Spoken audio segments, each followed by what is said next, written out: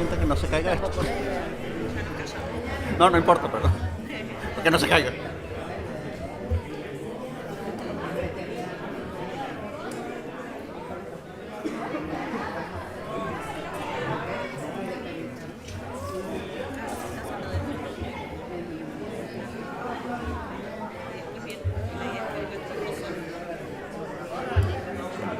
Hola.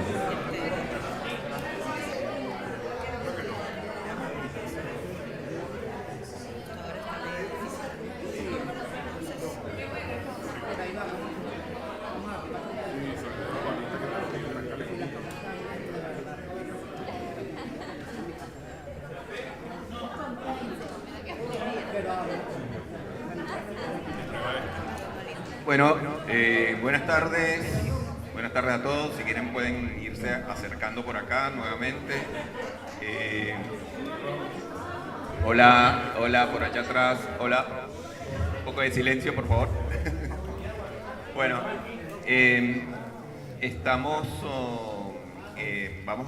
les presento la segunda mesa del día de hoy.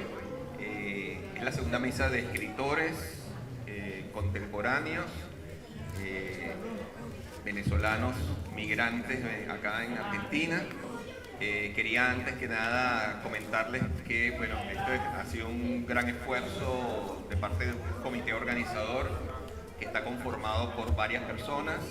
Algunas de ellas están aquí presentes.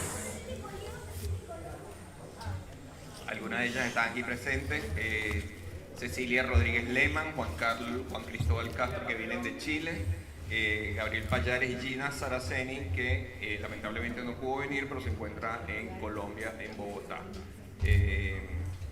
Bueno, dos cositas. Una de ellas, quería recordarles que pueden escanear con este código QR y acceder al Atlas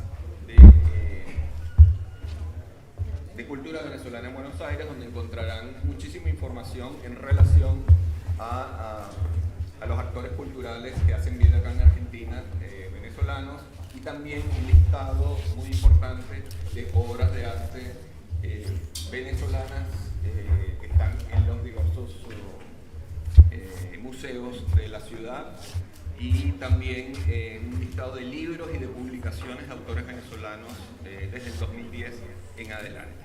Así que bueno, la mesa de escritores está conformada por Gabriel Pallares, Luis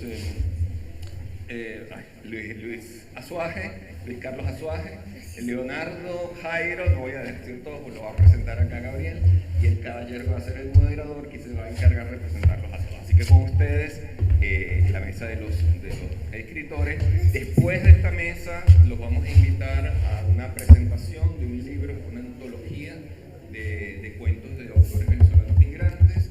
Luego va a haber música y luego va a haber también un brindis, así que sigan acompañándonos. Muchas gracias.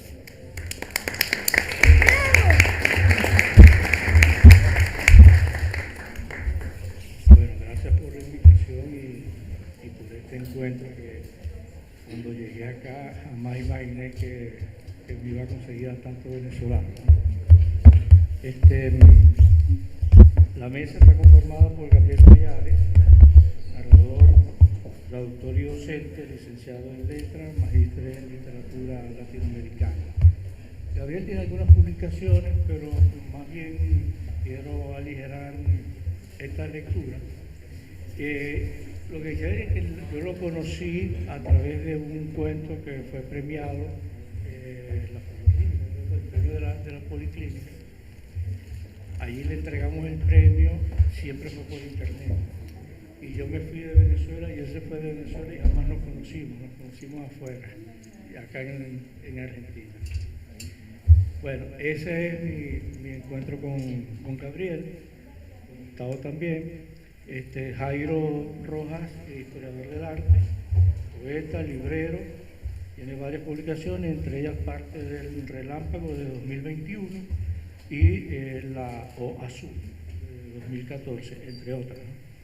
Luis Carlos Azuaje, escritor y docente, ha publicado crónicas acá en Luba, Buenos Aires, la novela El farsante Mágala editada en Málaga, EDA Libros 2018, ganador del premio transgenérico de Caracas de la Fundación para la Cultura Urbana. Uno de los pocos premios que quedan en Venezuela, por cierto. Tenemos a Leonardo Alfonso, poeta narrador, becario de la Fundación de la Poeteca y diplomado de Reflexión y Creación Poética. Autor de poemas, de los poemarios del Jardín Cogigata, de Alción Editores y Días de Chanza, de Luba Ediciones también. Bueno, la dinámica es que le hagamos algunas preguntas, porque fue también la dinámica anterior, sobre su experiencia de lo que estamos llamando el exilio, en este caso de los autores venezolanos acá. Por alguna razón siempre hemos relacionado el exilio, al menos yo, más con los políticos, en el caso venezolano, por supuesto, más con los políticos que con los escritores, en este caso.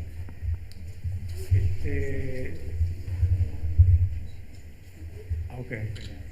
Yo digo que hemos relacionado más, al menos en mi caso, el exilio desde una perspectiva política. Sí, en nuestro país tienen fama de exiliados más políticos que los mismos escritores o los mismos artistas en general. Sin embargo, me llama la atención cómo de un tiempo para acá los venezolanos han comenzado a hacerse sentir en todas partes del mundo en diferentes disciplinas, desde la gastronomía hasta el cine incluso. Entonces, y cuando miro hacia Venezuela, veo o estoy viendo un vacío que va creciendo, que se va haciendo cada vez más inmenso, y me pregunto si el país del que salí aún existe. ¿Qué posibilidades hay de que si regresamos ese país siga allí? Y compartí ahora con unos amigos cómo, si lo miramos desde las vidas de cada uno, vemos que no van quedando muy pocas cosas y cada vez se nos hace más difícil imaginar un regreso a retomar lo que eran nuestras vidas antes, ¿no? Y yo creo que no hay vuelta atrás en eso. Y lo digo incluso porque tengo unos niños, unos hijos, que ya prácticamente han eliminado cualquier posibilidad de una vuelta. Y eso me hace pensar cada vez más en el vacío que está quedando en Venezuela. Pero para iniciar entonces, vamos con Jairo, y luego vamos rotando así, ¿verdad? Cuando llegan acá, ¿qué impacto sienten ustedes que hay en su proyecto literario? No voy a decir en sus vidas y en sus cosas domésticas, ¿no? Sino en el impacto en su proyecto. Pues creo que eso quizás es una de las cosas que más se afectan.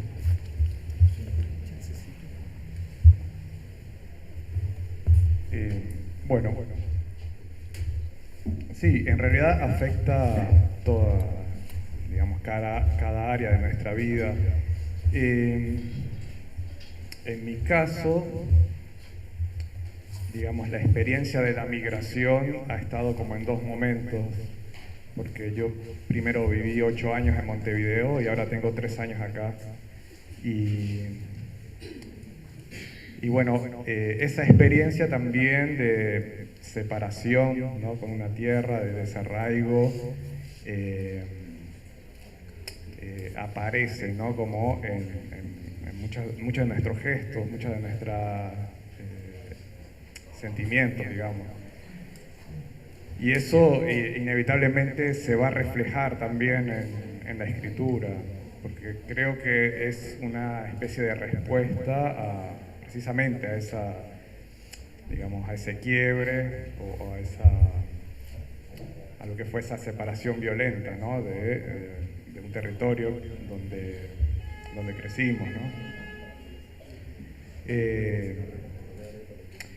En mi caso, noto que aparecen como esos temas de manera más recurrente, algunos muy recurrentes, como es la idea del viaje, del desplazamiento, como una especie de viaje de ida, ¿no?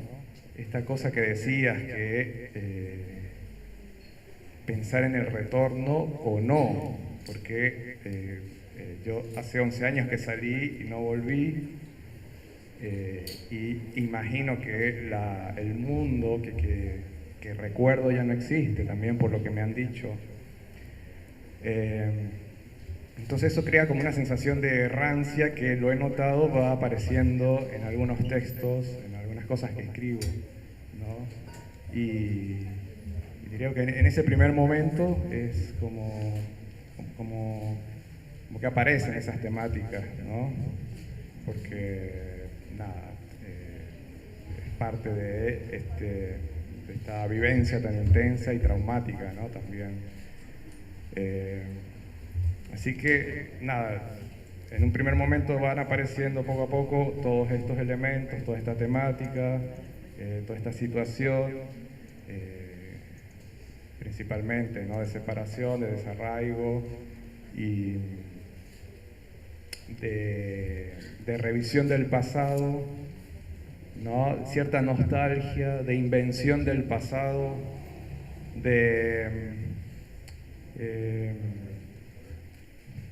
y también va apareciendo una especie de hibridación entre las memorias, ¿no? Como lo que recuerdo con lo que vivo.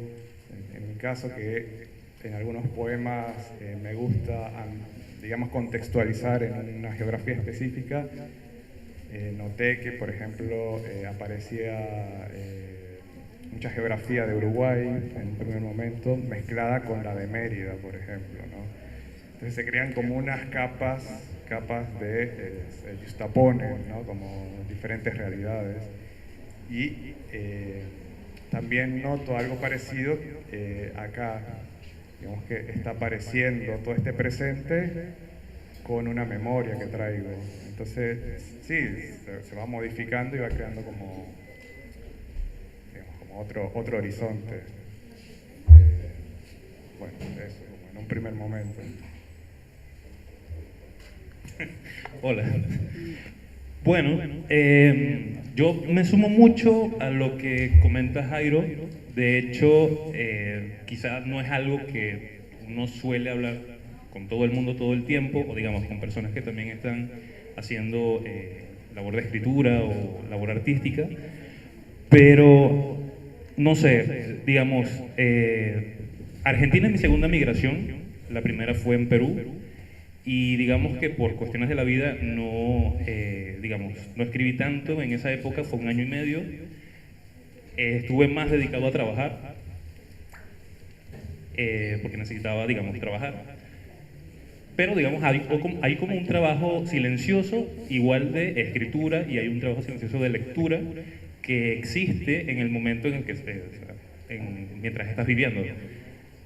En la actualidad, en Argentina, es que han salido unas cuantas cosas de cuando estuve en Perú. Entonces, digamos que no es lineal. Nunca tuve la oportunidad de ir a Venezuela en diciembre y no he escrito nada de eso aún, pero yo sé que hay cosas que van quedando. Y al final, bueno, es como una relación muy, digamos, muy directa con la memoria. Yo siempre pienso que es como que hay cosas que para mí solamente existen cuando las recuerdo. Cuando no las recuerdo no están y vuelven cuando, no sé, estoy haciendo desayuno o algo así. Entonces es como, es muy interesante y es muy cool, y en ese momento tienes que atender la escritura porque si no se va a perder. Entonces bueno, digamos que ese ha sido mi proceso con los viajes y también tomar en cuenta que cuando yo estaba en Venezuela estaba escribiendo, en el viaje escribí y sigues escribiendo, entonces, no sé, yo no hago separaciones o no me gusta separar del todo, porque es como un camino y es como algo que fluctúa. Bueno, diría que es eso, más o menos. Ese es como el impacto que tuvo el tema de la migración, digamos que es algo que continúa y que afortunadamente continúa. Que puede que pare en momentos, pero por suerte regresa a mí.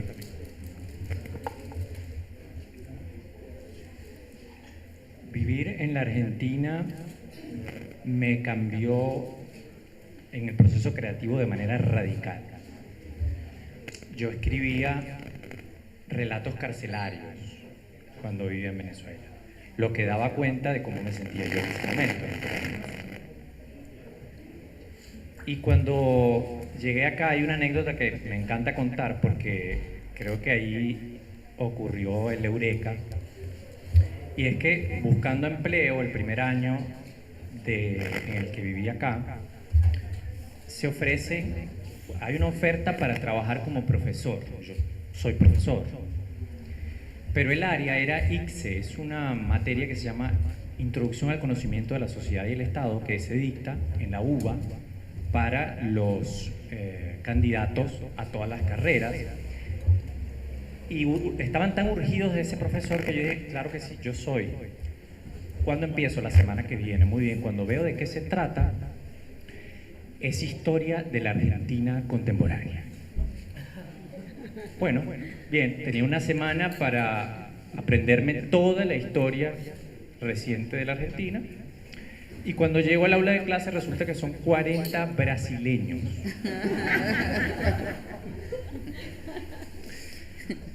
Bueno, ahí entendí que uno tenía que asumir un papel, o sea, es un personaje, completamente lo que yo me creé allí.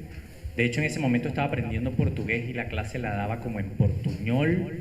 Entonces, imagínense un venezolano dando clase de historia de la Argentina en portuñol, era una cosa, pero surreal. Pero ahí digo que hizo clic el eureka porque ahí entendí que uno construye narrativas de uno mismo y que yo empezaba a crear un personaje que era más hacia la fuga, un personaje más fronterizo, más cercano a la multiplicidad que nos habita. De modo que comencé a escribir más relatos sobre viajes. Y eso trajo como resultado una novela que fue la novela ganadora del Transgenérico, en la cual yo cuento un viaje de un chico que decide no identificarse, o sea, que perdió sus documentos de identidad, pero que apela a la humanidad de la gente y a su trabajo y a su encanto y a lo que sea, para hacerse una vida en otro lugar desde cero.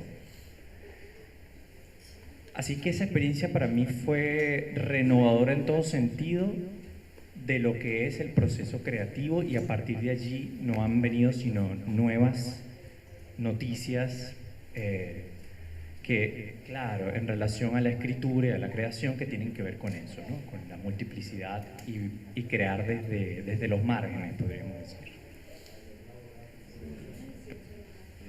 Bueno, en lo personal, a ver, yo tengo ya 11 años en Argentina. Llegué en 2014, cuando todo era muy distinto. Y llegué, bueno, yo vine a estudiar una maestría en escritura creativa, ¿no? Que existe.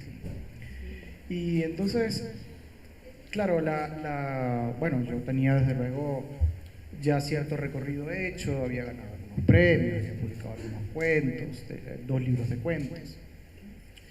Y yo tenía muy claro como contra qué escribía yo, ¿no? Porque al final uno escribe siempre contra algo o a favor de algo, ¿no? Pero, o sea, uno no escribe solo, ¿no? Uno escribe con la mandarria en la mano, ¿no? Bueno, yo al menos, qué sé yo. Como decía Nietzsche, que hay que filosofar, ¿no? Claro. Entonces, bueno, yo lo tenía muy claro. Y la llegada acá supuso justamente como perder ese panorama, ¿no? Yo llegué a esta maestría de escritura creativa en la que éramos muy pocos extranjeros, a los que nos trataban como los hermanitos retrasados, ¿no? Y entonces era como, bueno, para nuestros hermanos latinoamericanos esto significa tal cosa, gracias, ¿no? Y el programa todo estaba, claro, centrado en la literatura argentina, ¿no? Y bueno, eso, a ver, fue muy duro en el ego, ¿no? O sea, fue muy duro la experiencia de sentir que, bueno, al final uno escribe y escribe y no, tampoco es que aprenda demasiado y tampoco es que quede demasiado. Entonces, lo que me sobrevino, curiosamente, porque bueno, me vine a estudiar escritura creativa y terminé en un lapso de silencio brutal, como de 5 años sin escribir nada, o bueno, intentos, ¿no? Pero era como, yo sentía que era como pasar un rastrillo por el concreto, ¿no? A lo sumo salían chispitas. Y terminé como, bueno, en un momento que yo sentía como desértico. Y no salía nada. Luego, bueno, uno se centra en la vida, ¿no? Y se centra en otras cosas. Hay otras formas también de hacer, ¿no? De hacer comunidad y de decir lo que uno siente. Y por ahí se dio la oportunidad de escribir en prensa y luego escribí algunos artículos un poco más políticos, supongo. Y de pronto es como en medio del desierto hay una gotita, ¿no? Y un pequeñísimo pocito de agua al que uno va esperanzado, ¿no? Y con miedo a secarlo, claro, ¿no? Porque la sed es inmensa, ¿no? La sed de decir. Y bueno, empecé como a, bueno, darle vueltas, esperar, hay que ser muy paciente, ¿no? Y empezaron a salir cosas. Y bueno, yo traía, a ver, en mis primeros años yo traía un libro ya prácticamente hecho, que era Lo Irreparable, un poco en la onda del país, ¿no?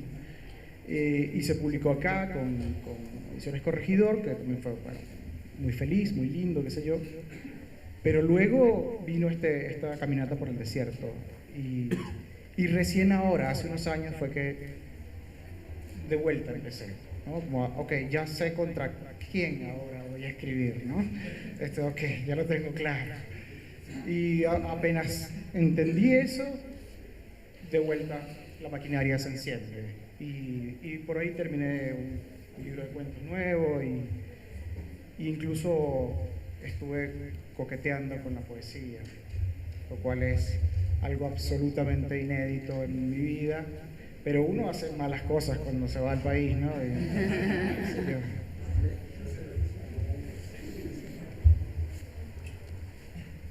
Escuchando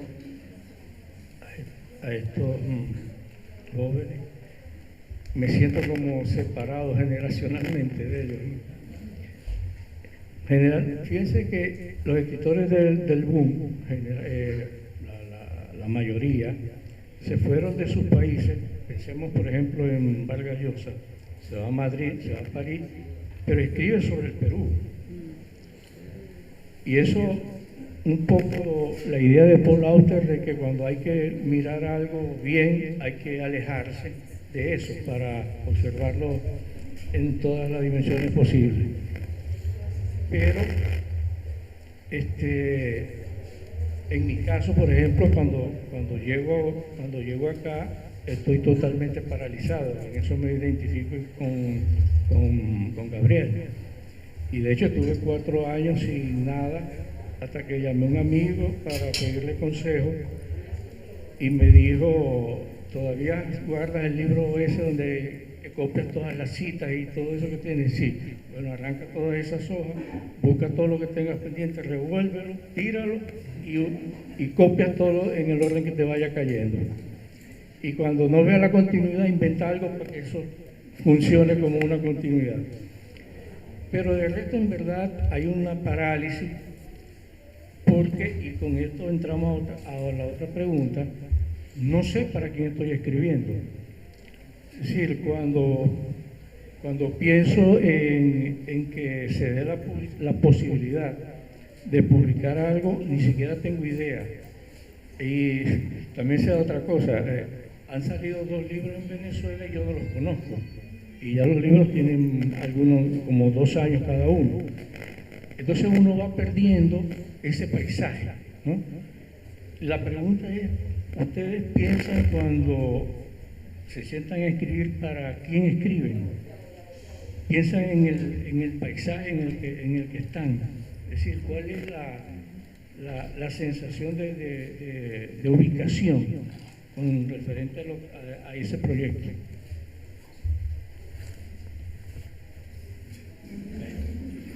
Sí. Bueno, retomando esta idea de la parálisis, por llamarle el desierto, me gusta digamos, ese paisaje, la pampa, ¿no? Creo que, bueno, es natural, ¿no? Porque uno está llegando a un lugar y trata de establecerse y eso lleva mucho tiempo. A mí me pasó en Uruguay también eso, que empecé a escribir luego de 3 años cuando había resuelto un poco también las cosas básicas, ¿no? Porque uno llega y tiene que resolver absolutamente todo y, bueno, la escritura pasa a segundo o tercer plano. Y además, sin duda, ¿no? El punto de enunciación se quiebra, ¿no? Es como antes había como un punto de referencia, ahora no está. Y no sé, cada caso es distinto, pero bueno, me parece que eso lleva un tiempo, ¿no? Como volver a establecerse, ¿no? También me pasa en este momento acá, yo solo tengo 3 años acá y apenas es que siento que estoy como aterrizando. Si bien son 3 años, para mí es una vida, también es poco tiempo para otras cosas. Ahora, con respecto a ¿para quién, no? Bueno, yo creo que soy como de esos escritores que siempre escriben el mismo libro, ¿no? Son variantes, otra vez esto. Pero bueno, con ciertas modificaciones. Como contaba anteriormente, ahora van ingresando elementos de la experiencia de la migración. Pero bueno, en mi caso es como, siempre aparece Mérida, siempre está Mérida, siempre está mi familia, siempre está mi infancia. Eso mezclada con otras cosas, ¿no?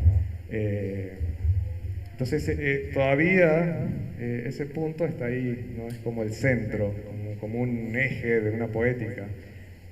Y alrededor va ingresando otros paisajes, otros horizontes.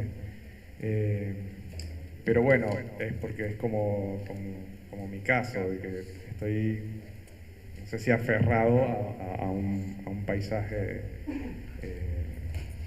de infancia, diría yo, porque creo que básicamente lo que estoy haciendo es transcribir todos los cuentos y fábulas que escuchaba de mis abuelos, de mi madre, de mis tías en el campo, ¿no? Todo ese mundo que no existe también, ¿no?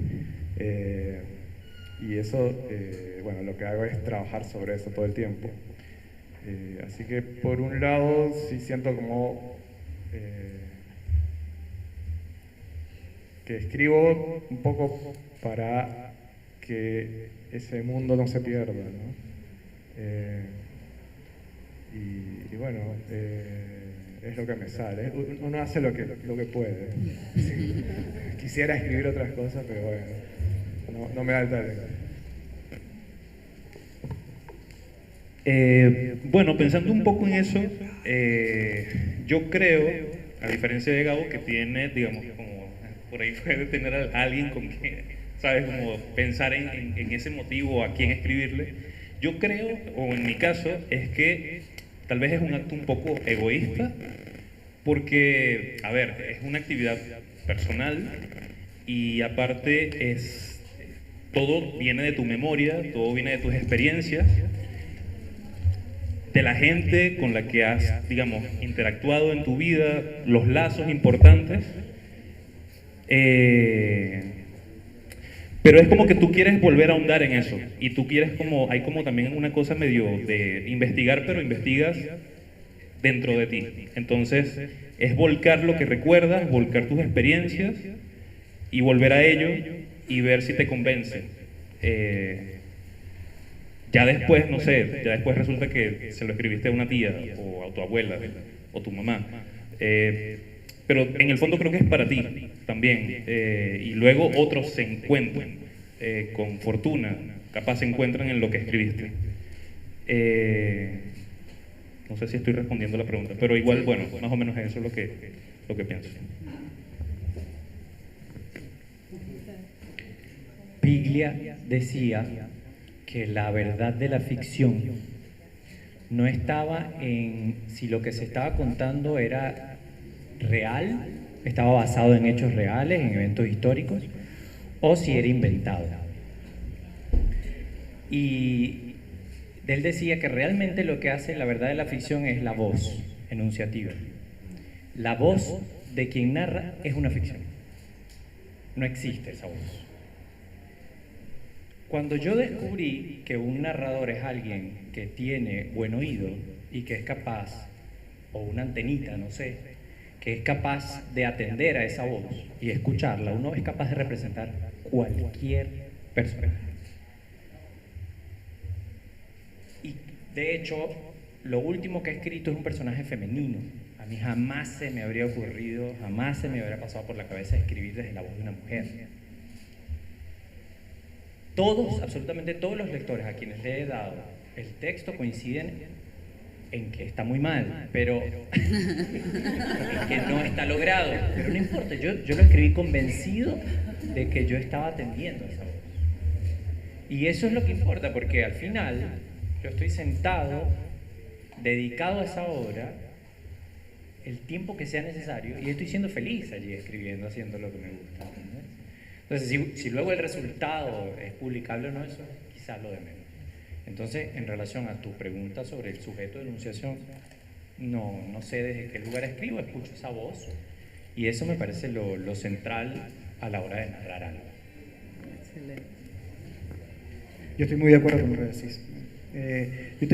Recuerdo un profesor en la Escuela de Letras de la UCB que él contaba esta anécdota sobre Sócrates, que tenía un daimon que le hablaba, ¿no? Un espíritu, ¿no? Y el daimon pues le susurraba las ideas geniales, le decía, che, cuidado con este, ¿no?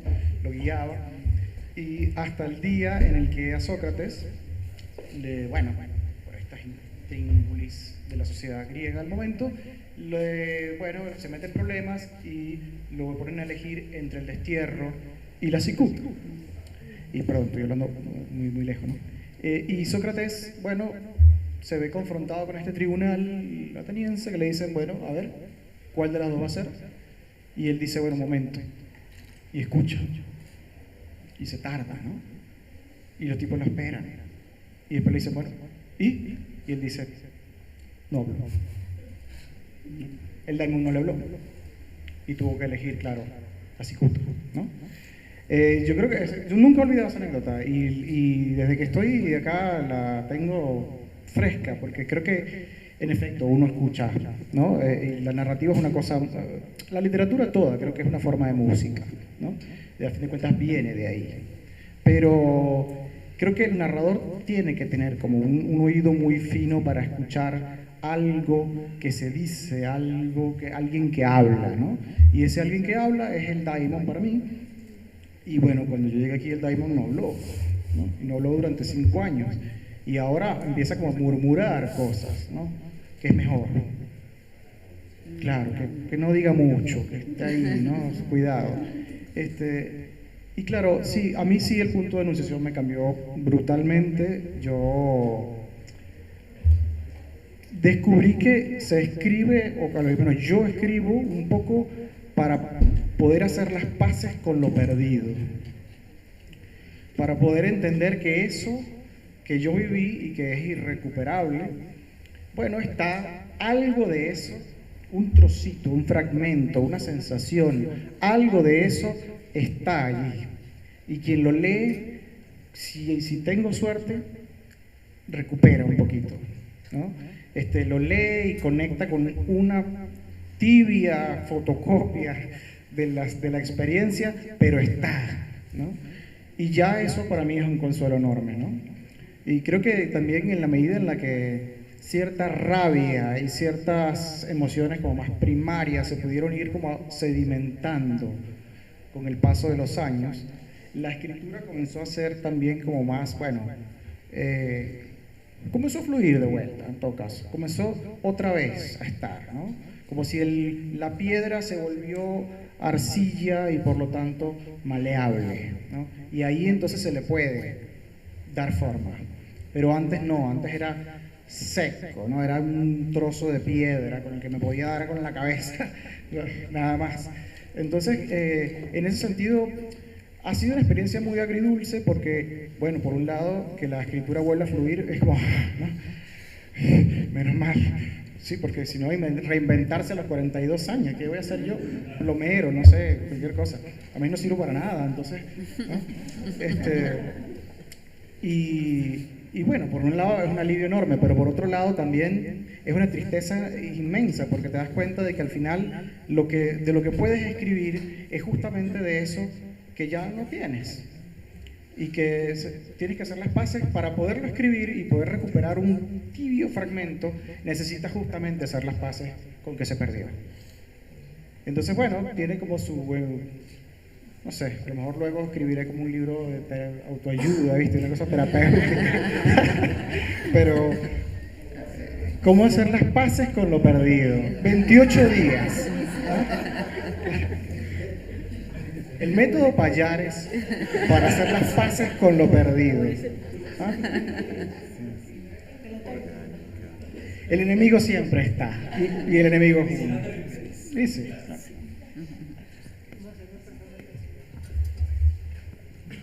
Bueno, fíjese que más o menos todas las preguntas son casi las mismas. Y las respuestas siempre son una vuelta de tuerca a esa pregunta. Pero los escritores solemos hablar muchas pendejadas, como dicen por allí, y no escuchamos. Y a mí me gustaría, más bien ahora, que del público, si quiere decir algo sobre lo que estamos hablando, pues tiene el chance para decirlo. Y si quiere preguntar algo a cualquiera de acá, pues también pueden hacerlo.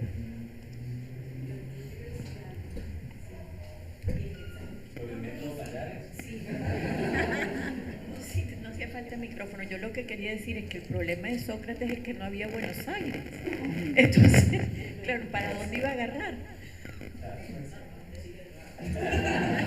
Bueno, no sé, imagino que habría Arcadia, otra Arcadia. Lo que a mí me resulta muy interesante de la anécdota es que es una de las primeras, de los primeros relatos que uno escucha, que uno recibe como del destierro, ¿no? Y como de la sola idea de tener que elegir si se prefiere morirse o vivir lejos de lo que uno conoce, ¿no? Al final es una pregunta de mentira, porque es lo mismo, ¿no? Es decir, cuando uno se va y abandona, no sé, yo llegué aquí al menos con 32, 3 años, ya yo sabía un poco quién era. O sea, si es que uno llega alguna vez a saber quién es, ¿no? Pero yo sabía más o menos, bueno, ok, esto es lo que yo creo que voy a hacer, lo que yo quiero hacer, estos son mis planes, ¿no? Bueno, uno tenía un futuro más o menos predecible con él. Y de pronto cuando llegas, al menos lo que me pasó a mí, cuando yo llegué acá y la vida empezó otra vez como a andar, todo era presente. Y yo era como, bueno, me recuerdo, los amigos argentinos me decían, che, ¿y vos te vas a quedar acá? Ni idea, le decía yo, yo no pienso en eso. O sea, yo no pienso en si yo voy a volver a Caracas, sobre todo porque si pienso es tristísimo, ¿no? Pero entonces, ¿para qué? Pero yo no pienso, por ejemplo, en que mis viejos tienen 82 años y yo no estoy viendo su vejez, ¿no? Yo pienso en eso. ¿Para qué? Entonces, yo escribo eso, ¿sí? Pero no pienso en eso. Porque al final lo que le queda a uno es como esta especie de presente eterno y algún atisbo de planes. O al menos así me pasa a mí. ¿Alguien quiere decir algo más? Yo quisiera preguntarles si consideran que escriben una literatura de migrantes o una literatura del exilio.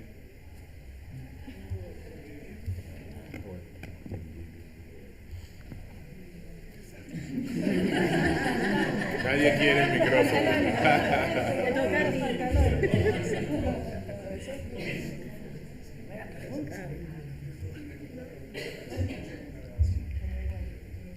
Sí, él pregunta si nosotros escribimos literatura de exilio o literatura migrante, ¿no? Que bueno, sí, es una primera distinción que con eso iniciaste, ¿no? Que, digamos, el exilio lo ligabas más a lo político, ¿no? Porque es como esa limitación que tiene uno en la acción política, básicamente, ¿no? Bueno, en mi caso creo que, no sé la verdad, pero sí aparecen estos elementos de la migración, ¿no? Sobre todo el desplazamiento, el viaje, la errancia, la búsqueda de un hogar, creo que es como otra cosa que siempre aparece y aparece, ¿no? Que no es algo programado o que quiero, pero bueno, emerge, ¿no? Y por ahí se podría leer como literatura migrante, ¿no? No sé, eso lo dirá algún lector o lectora, pero bueno, me parece que sí aparecen ciertos elementos que se pueden relacionar, así que no sé. ¿Quieres saber la respuesta de todo?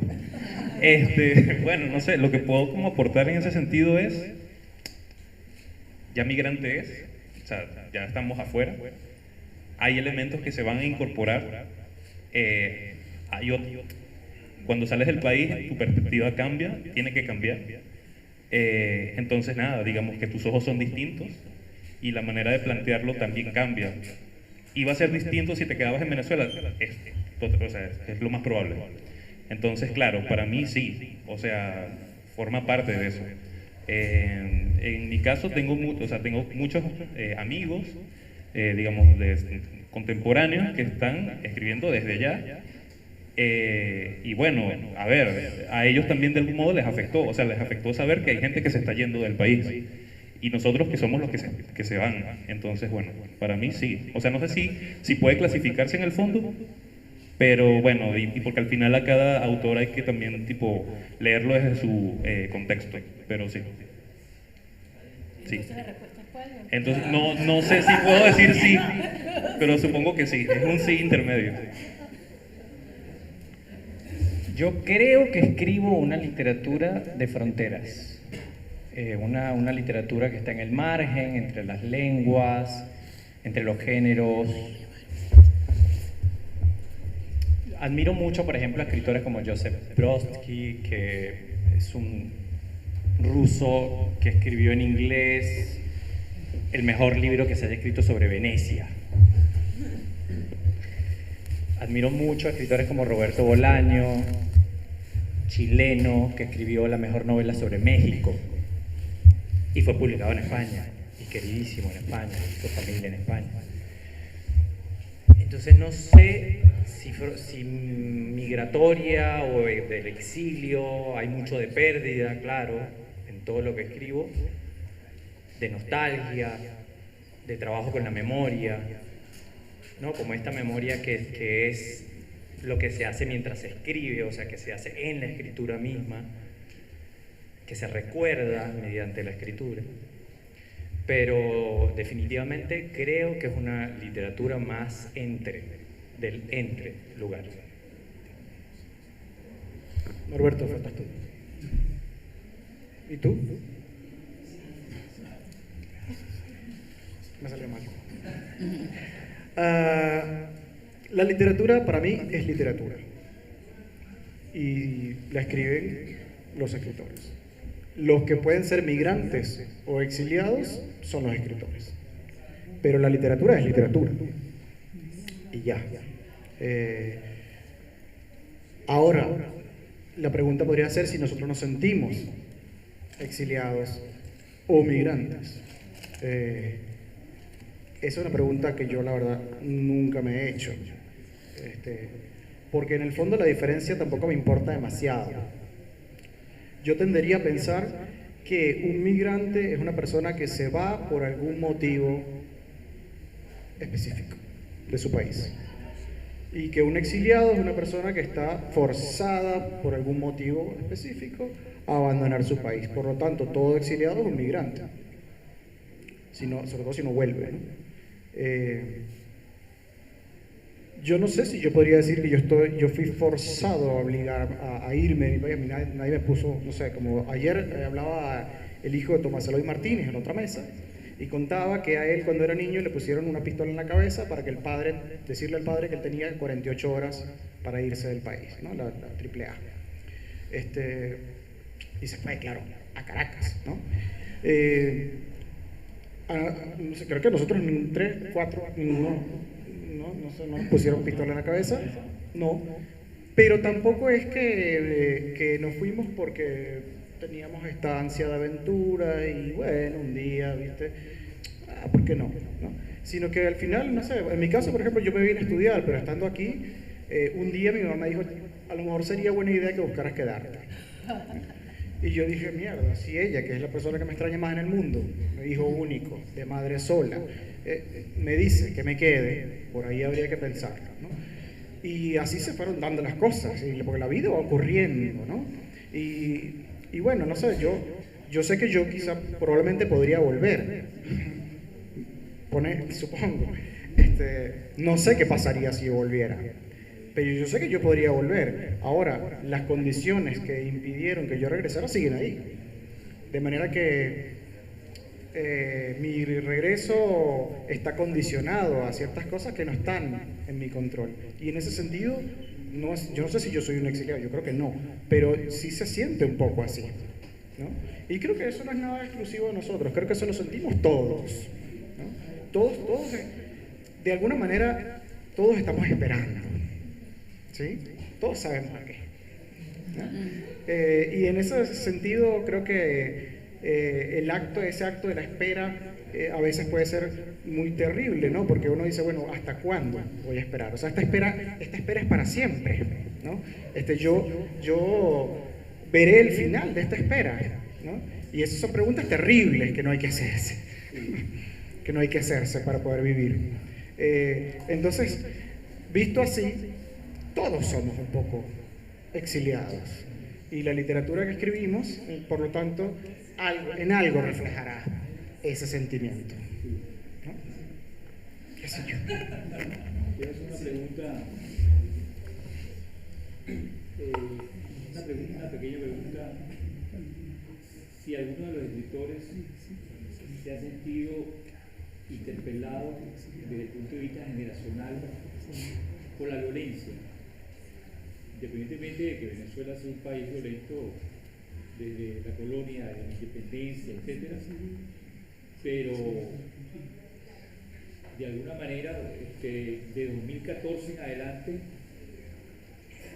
esa generación que ha venido creciendo está marcada por la violencia. Entonces no sé si alguno de ustedes ha paseado por esa escritura por la violencia. Yo creo que todos los textos más o menos contemporáneos a la situación del país están signados por la violencia, sin duda. Registros de diferentes maneras, ¿no? No sé, pienso en Dinay, de Rodrigo, y muchos de los cuentos que han salido últimamente, todos van en esa dirección. Yo creo que es inevitable. O sea, esa violencia va a estar allí por bastante tiempo. No sabemos en qué dirección irá, pero también tiene que cambiar para que no se haga monotemático el asunto también, ¿no? No sé si quieren decir algo respecto a eso. Decía Víctor Valera Mora, ese doble mío, esa violencia es puro amor. Adelante. Sí, también pienso que muchos de los textos contemporáneos están marcados, atravesados por la violencia, porque bueno, hay un reflejo ahí evidente. Y es, o sea, como violencia de varios niveles, de varios tipos. De hecho, salir de Venezuela fue una forma de violencia, ¿no? Si bien no nos pusieron una pistola en la cabeza, bueno, en mi caso la estaba pasando bastante mal en Caracas, porque bueno, yo voy de Mérida a Caracas como el primer movimiento y estaba tan mal que la única solución era o regresar o probar. Y fue algo tan inmediato que no me dio tiempo ni siquiera de irme a despedir de mis padres, ¿no? Entonces ahí hay una violencia, y es una violencia que era, digamos, estaba como colada en todos los sectores. Y la escritura de alguna manera también tiene esa violencia. De hecho, lo último que escribí en Caracas fue un libro que se llama La geometría de la grieta, que se publicó en Bogotá, y refleja contra quién estoy peleando, ¿no? Una pelea perdida, obviamente, pero bueno, era violencia contra violencia, ¿no? Entonces sí, bueno, al menos en mi caso, siento que de experiencia y en la escritura está reflejada toda esa violencia que bueno, que todos conocen, todos, ¿no? Sí, no es ninguna novedad.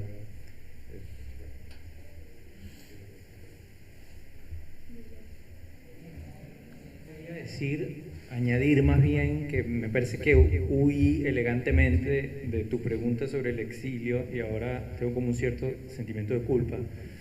Muy bien.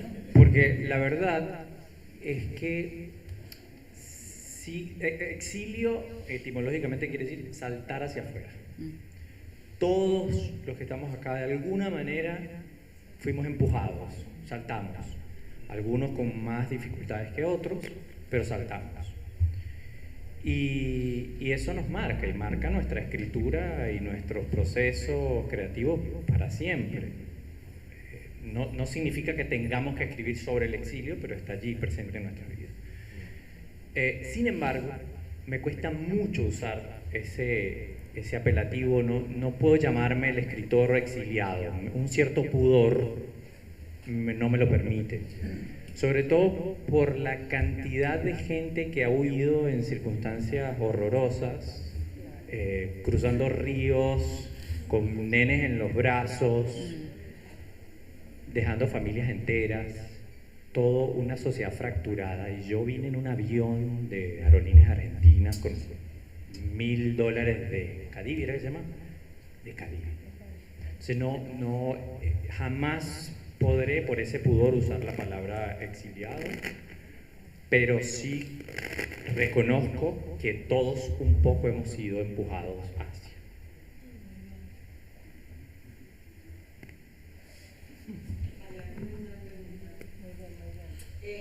Ayer se habló mucho del paréntesis, una imagen gráfica que quedó resonando, y quería preguntarle un poco a ustedes si ese paréntesis es ese vivir el presente que dice Gabriel, o es un paréntesis infinito. Eso hay que preguntárselo al cura de la iglesia. No lo sé. Al momento de escribir, ¿qué es ese paréntesis? Del que se habló ayer mucho.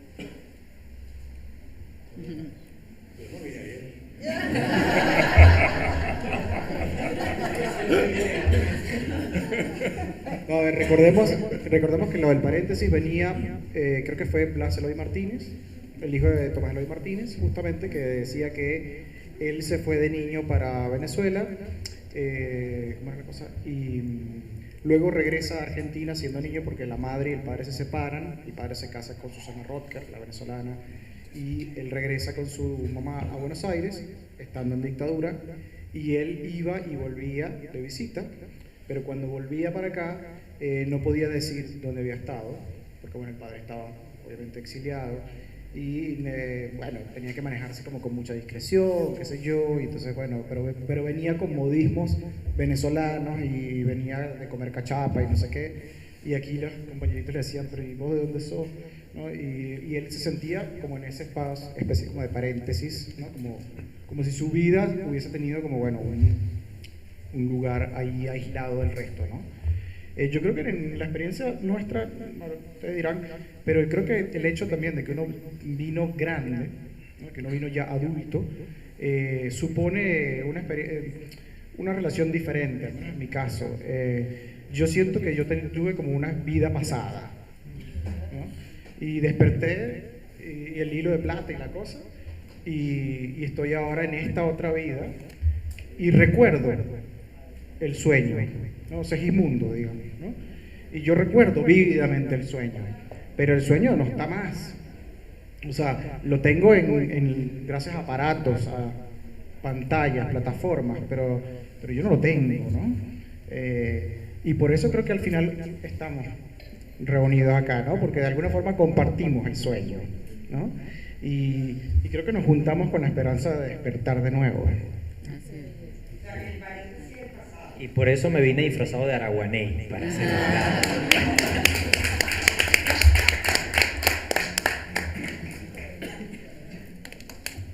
No sé cómo vamos con el tiempo, pero...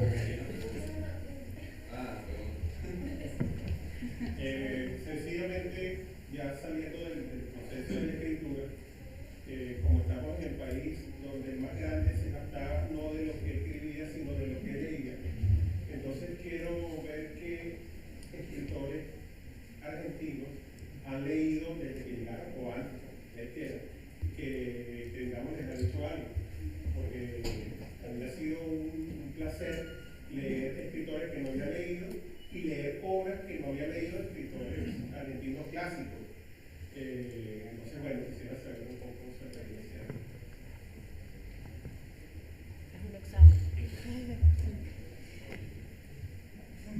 Bueno, no hay escapatoria.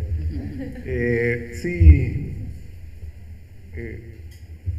lo que estoy haciendo es releer, ¿no? Como todos los autoras que ya me interesaban desde Venezuela, y evidentemente la relación cambia.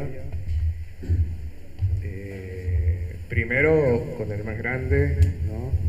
Releerlo fue otra experiencia, pero por ejemplo me pasó con un escritor, con César Aira, que al releerlo acá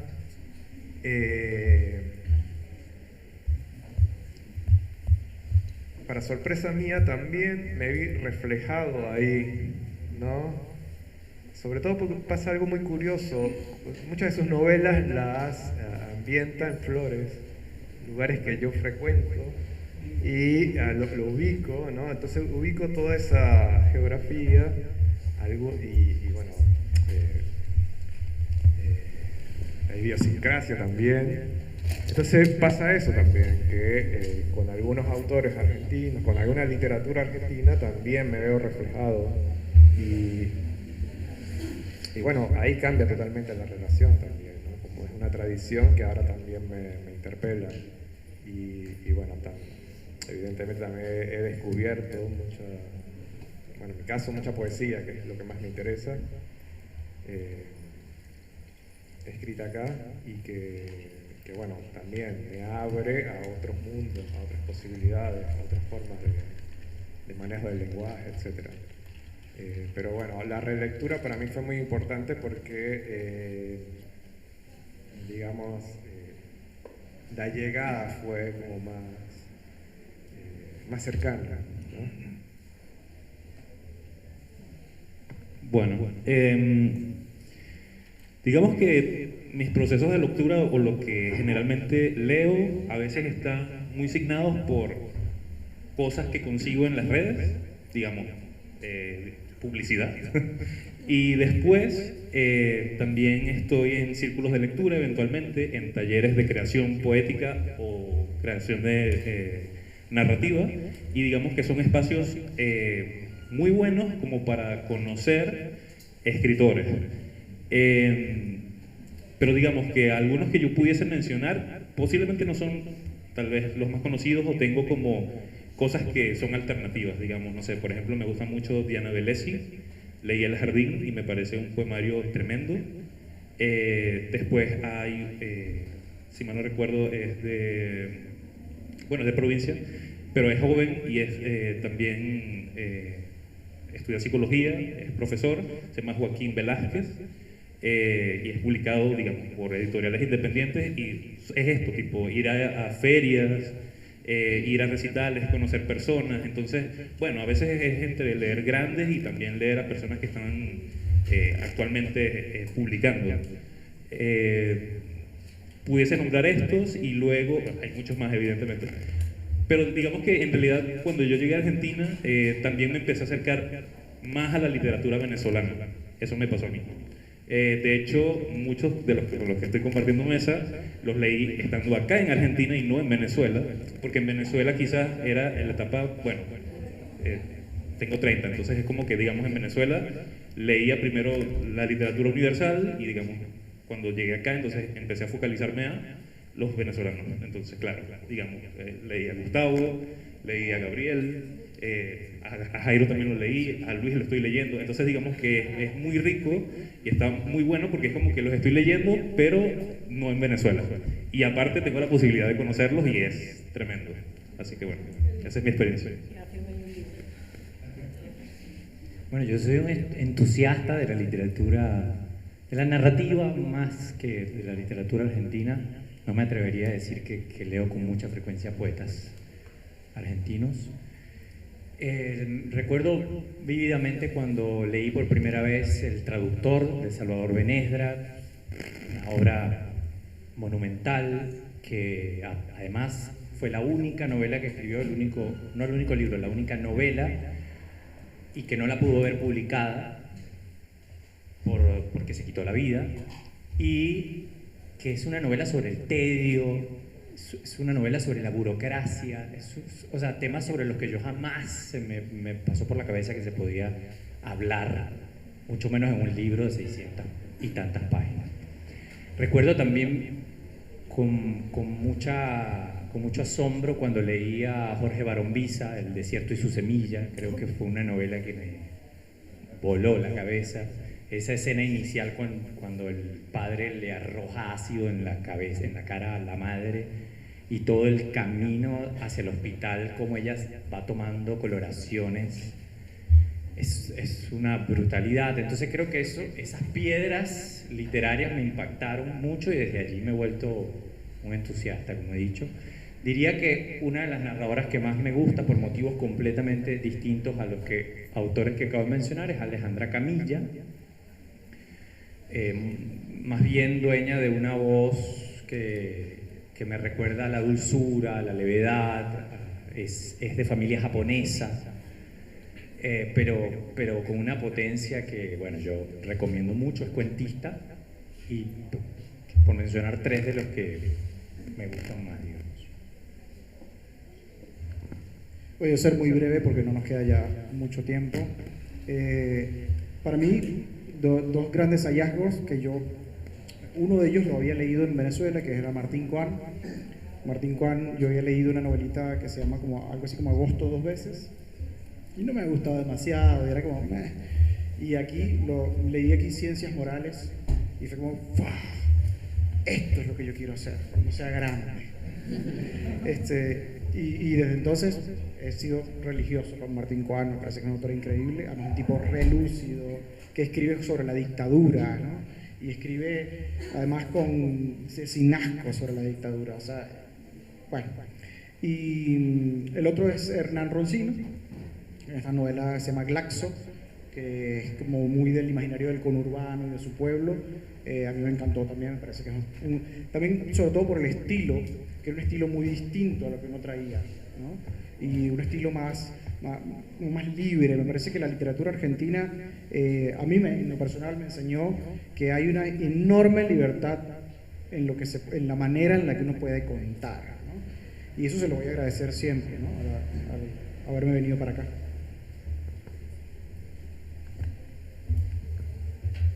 Bueno, se ha hablado bastante del exilio en una referencia casi política, ¿no? Pero hablando de autores argentinos, María Negroni dice que ser libres es estar en el exilio. Y Kafka dice, no es necesario que te vayas de la casa, quédate en tu mesa y escucha. Ni siquiera escuches, espera tan solo. Ni siquiera esperes, estate quieto, callado, solo, y el mundo se te revelará. O sea, hay otros tipos de exilio. Decía un escritor francés que él cuando quería exiliarse, se paseaba de distrito en distrito, porque eran tan distintos unos de otros, que era como entrar en diferentes países. Y casi todos, muchos autores coinciden en eso, ¿no? En la capacidad de exiliarse internamente, de lograr salir de la cotidianidad y poder mirar nuestros entornos de una manera prácticamente inédita. Y eso es lo que cambia la mirada, la percepción y lo que podemos decir de eso. Terminamos con una pregunta que yo les voy a hacer a ustedes, ¿no? Pueden responderla uno o dos máximo por el tiempo. Es, ¿qué les gustaría a ustedes como lectores venezolanos, exiliados, ¿verdad?, leer de los autores venezolanos que están escribiendo actualmente? Es decir, ¿qué esperan cuando van a la librería pensando en un autor venezolano, o cuando conocen a un autor venezolano, o no esperan nada de ellos?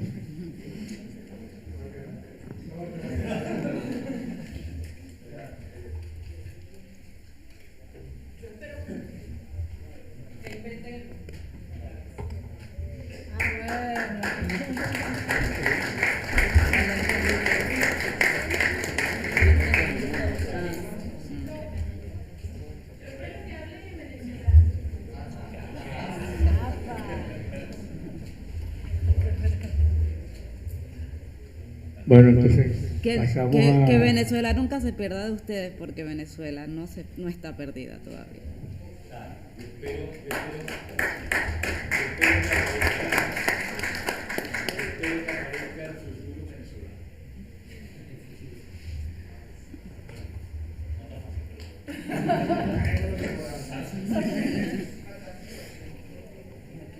Bien, vamos entonces a la presentación del libro. Bueno, muchas gracias. Bueno, gracias.